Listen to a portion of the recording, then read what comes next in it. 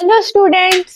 तो जो हमने लास्ट की वीडियो में जो टेंस पढ़ा था फ्यूचर सैम्पल, आज हम ना उसके ऊपर करेंगे एक्सरसाइज। इससे ना आपको और ज्यादा क्लियर हो जाएगा कि कैसे हम फ्यूचर सैम्पल में वर्ब्स का फॉर्मेशन करते हैं। ठीक है,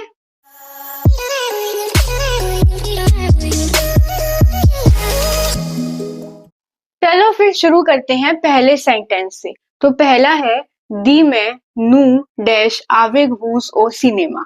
हमें ब्रैकेट में वर्ब दे रखी आले वर्ब, है ना। इसका हमें कॉन्जुगेशन फ्यूचर सैम्पल के हिसाब से यहाँ पे लिखना है। ठीक है, तो कैसे करेंगे? तो ये जो आले वर्ब है ये आपने देखा होगा, ये इरेगुलर वर्ब में आती है फ्यूचर सैम्पल के। इसकी कॉन्जुगेशन अलग होती है, जैसे हम नॉर्मली करते हैं फ्यूचर सैम्पल में वैसे नहीं होती, इसकी अलग होती है। ठीक है, तो कैसे करते हैं वो, इसमें आता है आई आर, देन जैसे कि यहाँ पे है नू तो एंडिंग में आ जाएगा ओ एन एस। ठीक है, तो ये सेंटेंस बना दी मैं नूज वो आवेक वूज ओ सिनेमा। ठीक है, तो इसका मीनिंग व्हाट है, tomorrow we will go with you to the cinema. ठीक है, फ्यूचर में हो गया क्योंकि देखो यहाँ पे लिखा है टुमारो, मतलब कल की बात कर रहे हैं। कल की बात कर रहे हैं इसलिए हमने यहाँ पे यूज किया है फ्यूचर वाला टेंस, इसलिए हमने वर्ब को फ्यूचर टेंस में लिखा है। क्योंकि यहाँ लिखा है tomorrow we will go to cinema, नहीं, tomorrow we will go with you to the cinema. ठीक है, देन सेकंड है ला सीमेंट पोशे मोफे डैश, और ब्रैकेट में हमें वर्ब दे रखी है स मारिए। ठीक है, हमें इसका कॉन्जुगेशन यहाँ पे लिखना है फ्यूचर सैम्पल के हिसाब से। तो कैसे करेंगे? तो आप देख रहे होंगे ये वर्ब है ईयर एंडिंग वर्ब और है ये रिफ्लेक्सिव वर्ब है, प्रोनोमिनल वर्ब है। तो पहले हम क्या लिखते हैं, पहले हम रिफ्लेक्सिव प्रोनाउन लिखते हैं सब्जेक्ट प्रोनाउन के हिसाब से। लो यहाँ पे लिखा है मोफे, मतलब हो गया आई एल, तो रिफ्लेक्सिव प्रोनाउन लिखेंगे वो आएगा एस ई। फिर हम लिखेंगे वर्ब का कॉन्जुगेशन फ्यूचर सैम्पल के हिसाब से। तो कैसे करते हैं, पहले तो हम इस वर्ब का इन्फिनेटिव फॉर्म लिख देंगे जो है M R I E R. थोड़ा ऊपर करके लिखती हूँ, यहाँ पूरा आ नहीं रहा ढंग से। यहाँ लिखा S E, then M A R I E R, infinitive form मैंने वर्ब का लिख दिया। फिर यहाँ पे क्या है, मोफे, मतलब आई एल के हिसाब से, तो इसके बाद आएगा ए, एंडिंग में आएगा ए। ठीक है, तो ये सेंटेंस बना ल सिम एंड पोशे मोफे स मारी है। ठीक है, इसका मीनिंग हुआ the next week my brother will get married. Next week की बात करें कि नेक्स्ट वीक ऐसा होगा, तो इसलिए हमने इस वाली वर्ब को फ्यूचर सैम्पल के हिसाब से कॉन्जुगेट करके लिखा है ना। क्योंकि यहाँ लिखा है the next week my brother will get married, future की बात है।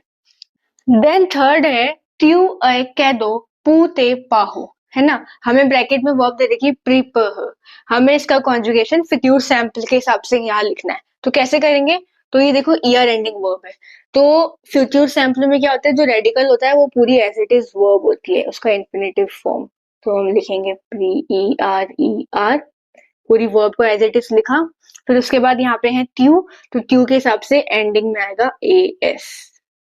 ठीक है, तो ये सेंटेंस बना ट्यू प्रीपाहे कैदो पूते पाहो, means you will prepare a gift for your parents.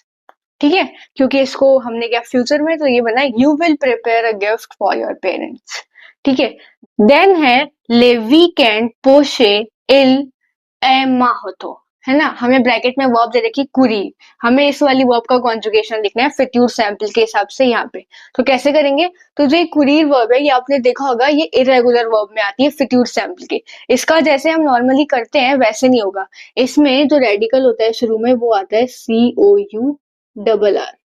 ठीक है, फिर यहाँ पे आई एल एस है, तो आई एल एस के हिसाब से लास्ट में आएगा ओ एन टी।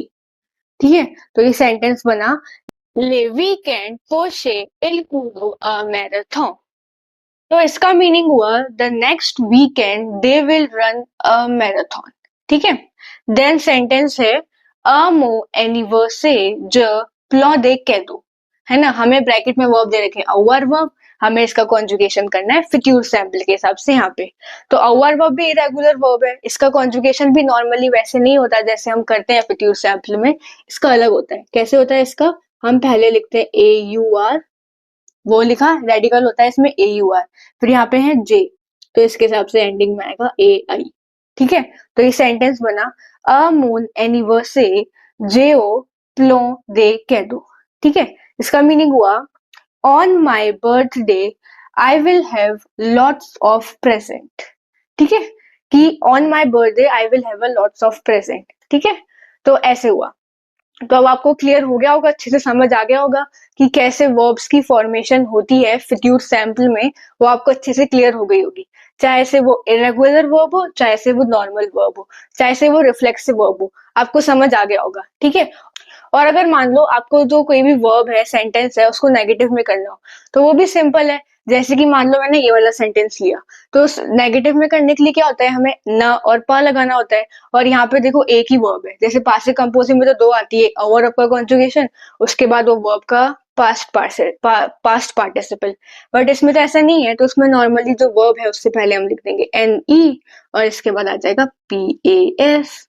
तो इस सेंटेंस का मीनिंग हो जाएगा, tomorrow we will not go with you to the cinema. Negative में हो गया सेंटेंस। तो बड़ा इजी है, इतना कुछ हार्ड नहीं होता फ्यूचर सैंपल। बस आपको नॉर्मली छोटी मोटी एंडिंग्स याद करनी है, जो अलग अलग सब्जेक्ट पे नाउन के हिसाब से अलग अलग है, और जो कुछ इरेगुलर वर्ब्स है फ्यूचर सैंपल में वो आपको याद करने पड़ेंगे, है ना। तो ये सब आपको याद कर लेना। ठीक है, और अगर आपको कोई डाउट हो फ्यूचर सैंपल में, तो आप कमेंट सेक्शन में पूछ सकते हो। ठीक है, तो इस वीडियो में बस हम इतना ही करेंगे। तो thank you guys for watching my video.